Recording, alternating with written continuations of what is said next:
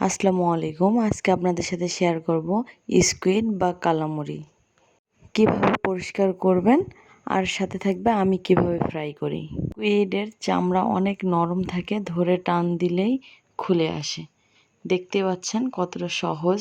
মাথা ধরে টান দিলেই ভিতরের ময়লা সবগুলো বের হয়ে আসে। এই মাছের পেটে লম্বা একটা প্লাস্টিক থাকে।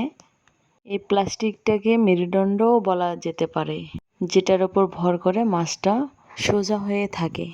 দেখতে পাচ্ছেন আমি কত ভালো করে ক্লিন করে নিয়েছি। এখন রিং রিং করে কেটে নেব।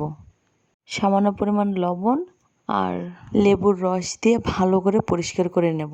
এতে করে মাছের গন্ধ দূর হয়ে যাবে।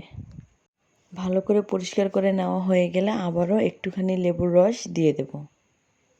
সামান্য পরিমাণ রসুন বাটা, সামান্য পরিমাণ আদা বাটা দিয়ে দেব। মরিচের গুঁড়ো হাফ চামচেরও কম নেব, আপনারা আপনাদের স্বাদ অনুযায়ী দিয়ে নেবেন। মশলার গুঁড়ো দিয়ে দেব, স্বাদ মতো লবণ দিয়ে দেব। এবার ভালো করে মিশিয়ে রেখে দেবো এক সাইডে। অন্য একটি পাত্রে হাফ কাপ পরিমাণ আটা নিয়ে নেব। সামান্য পরিমাণ লবণ দিব, অল্প পরিমাণে পানি দিয়ে মিশিয়ে নেব।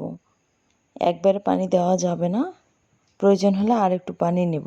ব্যাটারটা এমনভাবে তৈরি করতে হবে, ভারীও হবে না পাতলাও হবে না। পর্যায়ে স্কুইডের একটি করে রিং নিয়ে ব্যাটারের মধ্যে চুবিয়ে নিতে হবে। ভালো করে চুবিয়ে নেওয়া হয়ে গেলে ব্রেড ক্রাম্বসের মধ্যে গড়িয়ে গড়িয়ে নিতে হবে। দেখে বুঝে নিতে হবে। আপনাদের সুবিধার্থে 2 থেকে 3টা করে দেখাচ্ছি।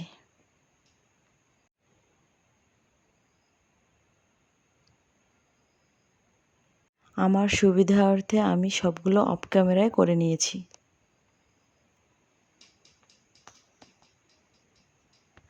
আপনারা কিন্তু অবশ্যই বাসায় ট্রাই করবেন। অসম্ভব মজা। আপনারা যারা এখনো খাননি তারা অবশ্যই ট্রাই করবেন। আর যারা খেয়েছেন তারা তো অবশ্যই জানেন কি পরিমাণ মজা। তেল গরম হয়ে আসলে স্কুইডগুলো দিয়ে দেব।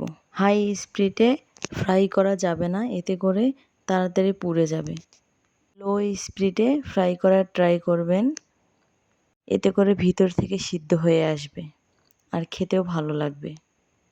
ব্রাউন কালার হয়ে আসলে উঠিয়ে নেব। দেখতেই পাচ্ছেন কতটা লোভনীয় লাগতেছে। আমার তো ভয়েস দিতে দিতে আবারও খেতে ইচ্ছে করতেছে। আশা করি আপনাদের ভিডিওটা অনেক ভালো লাগবে। আল্লাহ হাফেজ।